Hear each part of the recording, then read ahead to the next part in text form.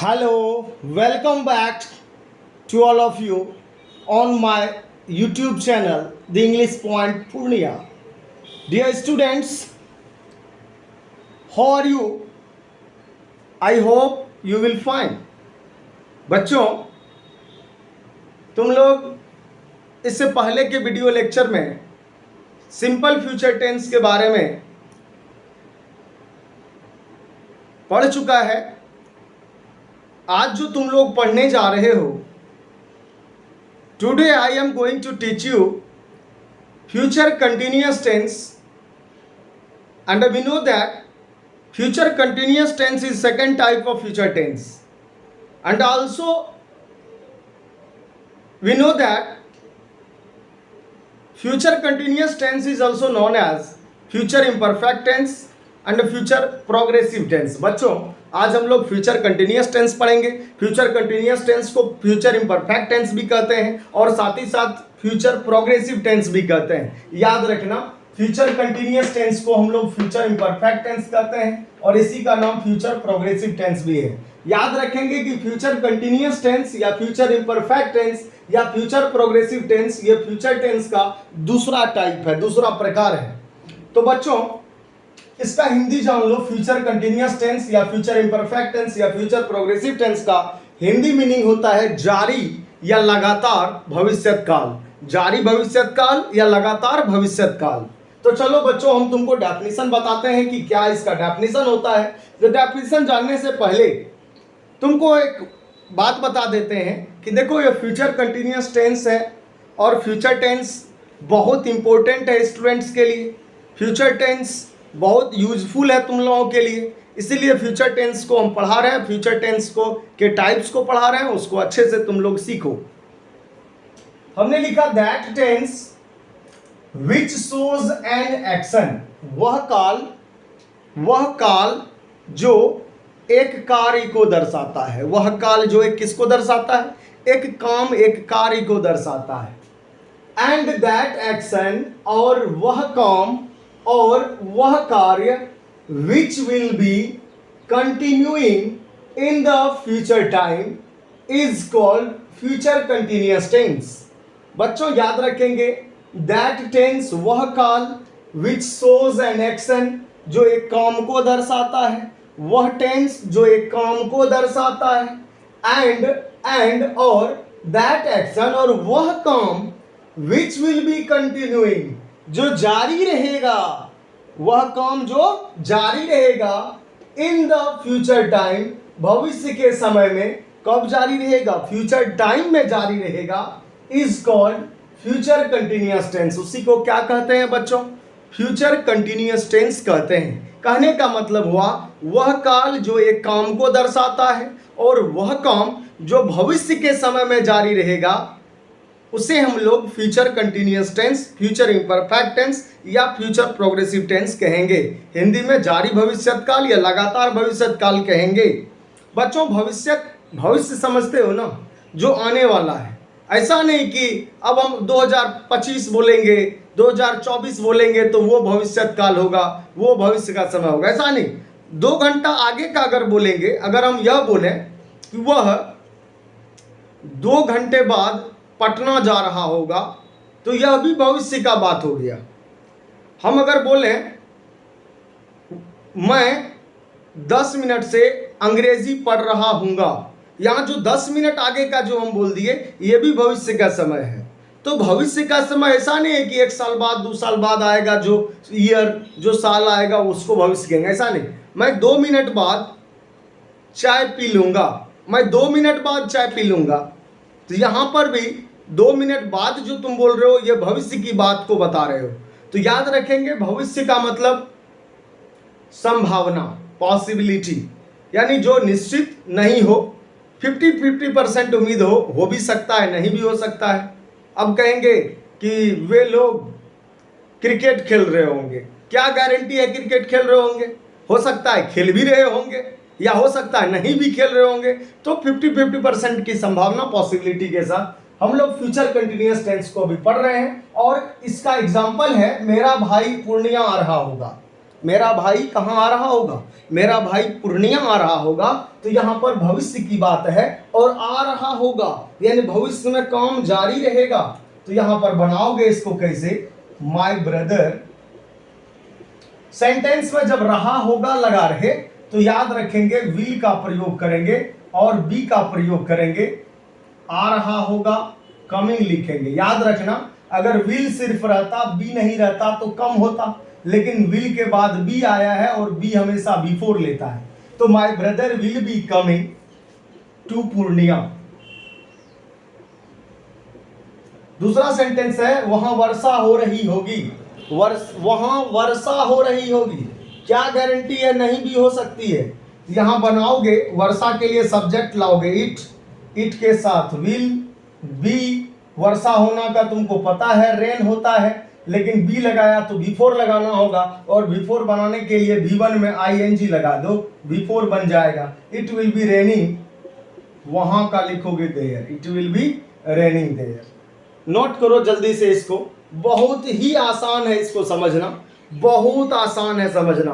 और बच्चों future tense में एक चीज को याद रखना है कि हम लोग शैल विल जो यूज करते हैं, शैल विल जो बोलते हैं आई वी के साथ शैल और बाद बाकी के साथ विल का प्रयोग, तो एक चीज को हमेशा याद रखना, हम अगर आई के साथ विल भी लगा दें तो गलत नहीं होगा, क्योंकि मॉडर्न इंग्लिश ग्रामर में क्या किया है, सेल को हटा दिया गया, विल का यूज किया गया। यानी कोई भी सब्जेक्ट हो, आई हो, वी हो, यू हो, ही हो, सी हो, इट हो, दे हो, राम हो, मोहन हो, कोई भी सब्जेक्ट हो उसके साथ विल का प्रयोग मॉडर्न इंग्लिश ग्रामर में बताया गया है। लेकिन अगर एग्जाम में तुमको पूछ दिया जाए I fill in the blanks they they read English, I dash read English, option में शैल विल दोनों आ रहा है, उस केस में शैल का प्रयोग करना, आई शैल रीड इंग्लिश। लेकिन अक्सर अब ऐसा होने लगा है कि ट्रांसलेशन वगैरह जो बनाया जाता है या बोला जाता है तो शैल का प्रयोग ना के बराबर होता है, विल का प्रयोग सभी सब्जेक्ट के साथ होता है। अब इसका हम लोग पहचान देखेंगे कि फ्यूचर कंटिन्यूअस टेंस की पहचान क्या है, कैसे पहचानोगे फ्यूचर टेंस है। चलो इसको जल्दी से नोट करो फिर आगे बढ़ेंगे। हमें उम्मीद है तुम लोग नोट कर लिया होगा। अब इसका पहचान को देखो, future continuous tense, future imperfect tense या फ्यूचर प्रोग्रेसिव टेंस का तुम पहचान को देखोगे। कहता है जब वाक्य के अंत में, जब किसके अंत में, जब वाक्य के अंत में, कौन सा वाक्य, हिंदी वाक्य, कौन सा वाक्य रे बाबू, हिंदी वाक्य, जब वाक्य के अंत में या मुख्य क्रिया के अंत में, जब हिंदी वाक्य के अंत में या मुख्य क्रिया के अंत में, मुख्य क्रिया समझते हो जैसे जाना, खाना, पीना, सोना, दौड़ना, लिखना, पढ़ना, ये सब क्या है, मुख्य क्रिया है। तो मुख्य क्रिया के अंत में रहा होगा, रही होगी, रहा हूंगा, रही होंगी, रहे होंगे इत्यादि लगा रहे, तब उस वाक्य को फ्यूचर कंटिन्यूअस टेंस में माना जाता है। बच्चों जब वाक्य के अंत में यानी हिंदी वाक्य के अंत में या मुख्य क्रिया के अंत में रहा होगा, रही होगी, रहा हूंगा, रही होंगी, रहे होंगे इत्यादि लगा रहे, तब उस वाक्य को फ्यूचर कंटिन्यूअस टेंस में माना जाता है। अब जैसे एग्जांपल है, मैं मैदान में खेल रहा हूंगा, खेल में रहा हूंगा लगा हुआ है, इस खेल को मुख्य क्रिया कहते हैं और यह हिंदी वाक्य है, इसके अंत में रहा हूंगा लगा हुआ है, इसीलिए इस वाक्य को फ्यूचर कंटिन्यूअस में माना जाएगा। इसको बनाओगे आई, अब यहां पर शैल नहीं भी लगाओगे या लगा भी सकते हो या विल भी लगा सकते हो, आई शैल या विल। बी प्लेइंग, खेलना का क्या होता है, प्ले होता है, बी है तो बिफोर लगेगा, प्ले में ING जोड़ दिए, बिफोर बन गया। आई शैल बी प्लेइंग या I will be playing in the field या ग्राउंड, इन द फील्ड या ग्राउंड, ग्राउंड मतलब भी मैदान होता है, याद रखना। वह कॉलेज में एक गाना गा रही होगी। बच्चों वह का क्या लिखोगे, वह लड़की के लिए है तो सी के साथ विल लगेगा, सी विल बी, गा रही होगी, गाना का सिंग होता है और तुम बिफोर बनाओगे ING लगाकर, सिंगिंग एक गाना, आ सॉन्ग लिखोगे, she will be singing a song, कहाँ, कॉलेज में, तो in the college, in the college. तो यहां पर हमने क्या देखा, मुख्य क्रिया गा है और यह एक हिंदी वाक्य है और हिंदी वाक्य के अंत में क्या लगा हुआ, रही होगी, इसीलिए इसको कौन सा टेंस में कहोगे, फ्यूचर कंटिन्यूअस टेंस में कहोगे कि यह सेंटेंस जो है यह फ्यूचर कंटिन्यूअस टेंस का सेंटेंस है। क्यों? क्योंकि इसके अंत में रहा होगा, यहाँ रही होगी लगा हुआ है, इसलिए इसको फ्यूचर कंटिन्यूअस टेंस में कहेंगे।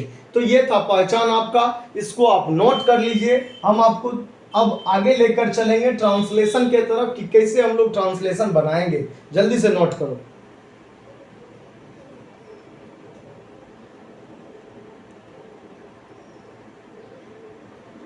तो बच्चों तुम लोग इससे पहले जो पढ़ा उसको समझ गया होगा, नोट भी कर लिया होगा।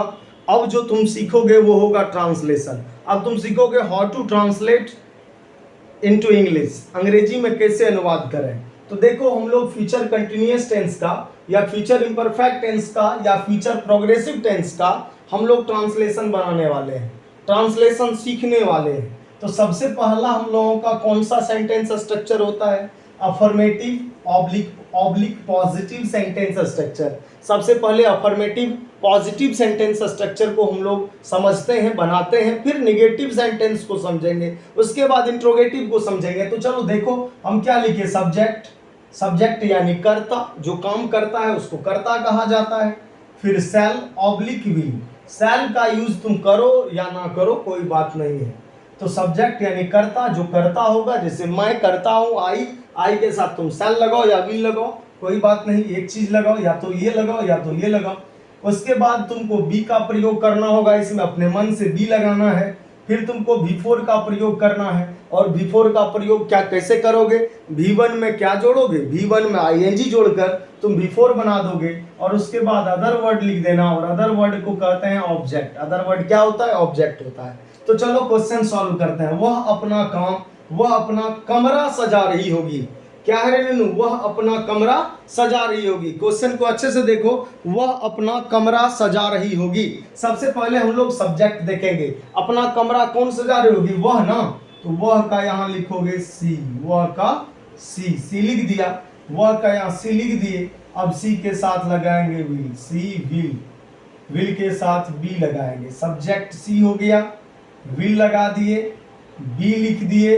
अब कहता है बिफोर लगाइए, तो बिफोर किसका बनेगा, सजा रही होगी, सजाना का, सजाना का डेकोरेट होता है, तो तुमको करना है डेकोरेटिंग, बिफोर ना बना रहे हो, डेकोरेटिंग। बच्चों ध्यान रखना एक चीज को, अगर किसी भी वर्ब में ई आ रहा हो तो उसको अगर तुम बिफोर बनाओगे, इसमें ING जोड़ोगे जब बिफोर में, तो याद रखना यहाँ से ई गायब हो जाएगा और जुड़ जाएगा ING, इसको याद रखना। उसी तरह यहाँ डेकोरेट में RATE होता है, लेकिन ING जुड़ने के कारण यहाँ का टी के बाद जो ई था वो ई रिमूव हो गया और ING लग गया, decorating. She will be decorating. अपना कमरा, एक बात बताओ, वह अपना कमरा, हम तुमको क्लास में भी बताए, अपना अगर सब्जेक्ट के अनुसार हो, वह अपना तो सी का हर, तुम अपना तो यू का योर, हम लोग अपना तो वी का आवर, मैं अपना तो आई का माय, अगर लड़का हो वह अपना हो, वह अपना तो ही का हिज, अगर वे लोग अपना तो दे का दियर। तो यहां पर सी का लिखोगे हर और कमरा का लिखोगे रूम, हो गया। She will be decorating her room, देखो मिला लो, she will be decorating, DECORATING, decorating her room, RWM room. दूसरा क्वेश्चन है, मेरे पिताजी अखबार पढ़ रहे होंगे, तो दूसरा का बनाओगे, मेरे पिताजी का लिखोगे माय फादर, क्या लिखोगे, my father, my father will be लगाओगे, will be, my father will be पढ़ रहे होंगे, पढ़ना का रीड होता है, बिफोर बनाएंगे ING लगा देंगे, my father will be reading. अखबार का लिखोगे newspaper, my father will be reading newspaper, my father will be reading newspaper.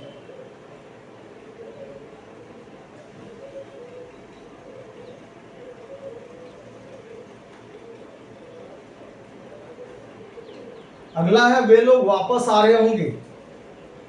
वे लोग वापस आ रहे होंगे, वे लोग का क्या लिखोगे? वे लोग का दे के साथ लगाओगे विल के साथ बी, दे विल बी। आ रहे होंगे का क्या होगा? कमिंग। वापस का मतलब हुआ बैक, तो इसका बोलोगे वे लोग वापस आ रहे होंगे, they will be coming back, they will be coming back. माली पौधों को पानी दे रहा होगा, याद रहे पानी दे रहा होगा, पानी देना का वाटरिंग होता है, वाटरिंग। तो यहां पर लिखोगे माली का द गार्डनर विल बी, पानी दे रहा होगा, बिफोर बनाओ तो वाटरिंग किसको पानी दे रहा होगा? पौधों को, तो watering plants. The gardener will be watering plants. जल्दी से नोट करो फिर आगे बढ़ेंगे।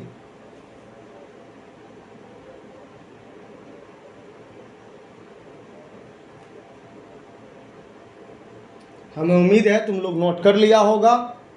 अच्छे से नोट करो, कोई दिक्कत हो तो हमको फ़ोन करो, कोई भी दिक्कत हो तो हमको ज़रूर बताओ कि हाँ सर हमें दिक्कत हो रही है, तो उसका समाधान हम ढूंढेंगे। चलो लिख लिया ना,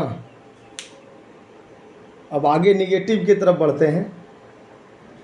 तो बच्चों अफर्मेटिव पॉजिटिव सेंटेंस स्ट्रक्चर को तुम लोग समझ गया, अब निगेटिव सेंटेंस स्ट्रक्चर की तरफ चलो। देखो निगेटिव सेंटेंस स्ट्रक्चर होता है subject shall oblique will plus not plus be plus V4, कहने का मतलब V1 में ING, उसके बाद अदर वर्ड यानी ऑब्जेक्ट। इसमें हमने लिख भी दिया, शैल नॉट को सेंट लिख सकते हो, यानी सेंट को शैल नॉट लिख सकते हो या शैल नॉट को सेंट लिख सकते हो, विल नॉट को वॉन्ट लिख सकते हो या वॉन्ट को विल नॉट लिख सकते हो। अब क्वेश्चन बनाते हैं, वहां वर्षा नहीं हो रही होगी, सब्जेक्ट को पहले लिखना होगा। सब्जेक्ट वर्षा के लिए क्या लाओगे? इट के साथ क्या लगाओगे? Will, it will. उसके बाद नॉट का यूज करोगे, इट विल नॉट। स्ट्रक्चर में बी कहता है बी लगाओ, बिफोर कहता है तो वर्षा होना का रेन होता है, तुमको बिफोर बनाना है तो रेनिंग। वहां का लिख दोगे यहाँ पर देयर मतलब देयर मतलब वहां। तुम फर्श पर नहीं सो रहा होगा, तुम का क्या लिखोगे? यू लिखोगे, यू के साथ विल लगाओगे, नॉट लिखोगे, यू विल नॉट। उसके बाद लगाओगे be, you will not be. सोना का स्लीप होता है, तुमको लिखना है sleeping before, you will not be sleeping. फर्श पर तो ऑन द फ्लोर, फ्लोर मतलब क्या होता है? फर्श होता है। फर्श समझते हो ना, ये नीचे का जो जगह होता है। वह चाय नहीं पी रहा होगा, वह चाय नहीं पी रहा होगा, वह का क्या लिखोगे? He will not B. अब चाय पीना का टेक होता है, लेकिन टेक का बिफोर लिखोगे तो ई को हटाकर ING लगा देना। He will not be taking, चाय का लिखोगे T, he will not be taking tea, वह चाय नहीं पी रहा होगा। और लास्ट क्वेश्चन है, वे लोग आपका इंतजार नहीं कर रहे होंगे। इसमें तुम लोग थोड़ा समझ कर बनाना, एग्जाम में अगर पूछ दिया तो सोच समझ कर बनाना। आपका मतलब आपके लिए, वे लोग आपके लिए इंतजार नहीं कर रहे होंगे, बनाओगे they will not be waiting, आपका यानी आपके लिए तो फॉर यू। ये सही है, ऐसे ही तुम लोग बनाना। नोट करो इसको, नहीं समझ में आया दिक्कत हो तो आकर के पूछना, कोई भी परेशानी होगी तो पूछना, सबका हल है। अब आगे चलेंगे इंट्रोगेटिव सेंटेंस की तरफ, वो तुम लोगों को होमवर्क में देंगे, देखते हैं कितना बच्चा बना पाता है। तो बच्चों निगेटिव सेंटेंस तक हम लोग समझ गए। अब जो आगे का जो टॉपिक है वो है interrogative sentence structure, interrogative sentence structure को अच्छे से समझोगे और तुमको बोले HW देंगे, लेकिन HW देने की गलती नहीं करेंगे, क्योंकि कोई भी बच्चा, कोई भी स्टूडेंट HW नहीं बनाकर भेज रहा है। बस 1 या 2 बच्चे ऐसे हैं जो होमवर्क दिए थे परसों तो आज बना के भेजा, होमवर्क दिए कल तो अभी तक भेजा ही नहीं है। कोई बात नहीं, हम खुद ही बना देंगे, होमवर्क के लिए नहीं छोड़ेंगे। इंट्रोगेटिव सेंटेंस स्ट्रक्चर, जब तुम क्लास आओगे ना, क्लास जब ओपन होगी, जब तुम कॉलेज से में एग्ज़ाम संपन्न करके क्लास अटेंड करोगे, कोचिंग पे आओगे, वहाँ जब होमवर्क देंगे और तुम अगर नहीं बना के लाओगे तो तुम्हें सजा मिलेगी, पनिश किया जाएगा। तो इंट्रोगेटिव सेंटेंस स्ट्रक्चर को हम लोग समझेंगे। इंट्रोगेटिव सेंटेंस कहने का मतलब that sentence which ask a question, वह वाक्य जो एक प्रश्न पूछता है उसे इंट्रोगेटिव सेंटेंस यानी प्रश्नवाचक वाक्य कहा जाता है।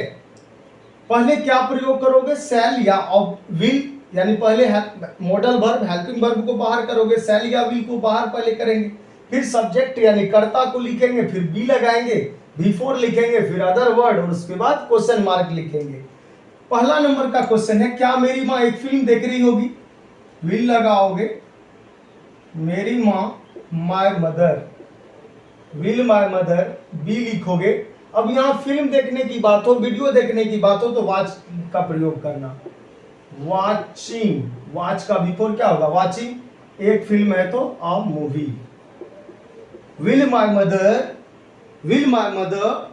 बी वॉचिंग अ मूवी, क्या वह कार्यक्रम में गा रही होगी, विल सी, वह का यहाँ सी, विल सी बी गा रही होगी, singing, will she be singing in the programme, in the, कार्यक्रम का क्या होता है, प्रोग्राम होता है, इसको प्रोग्राम भी लिखते हैं, प्रोग्राम भी लिखते हैं। क्या वे लोग आज वापस आ रहे होंगे, क्या वे लोग, तो विल, वे लोग का दे, विल दे बी, आना का क्या लिखोगे, कम, कम का बिफोर कमिंग, वापस का बैक और आज का लिखोगे today. Will they coming back today, will they coming, will they B coming back today. क्या तुम्हारे पिताजी गांव जा रहे होंगे, सबसे पहले विल का प्रयोग करो, तुम्हारे पिताजी है तो योर फादर लिखो, विल योर फादर बी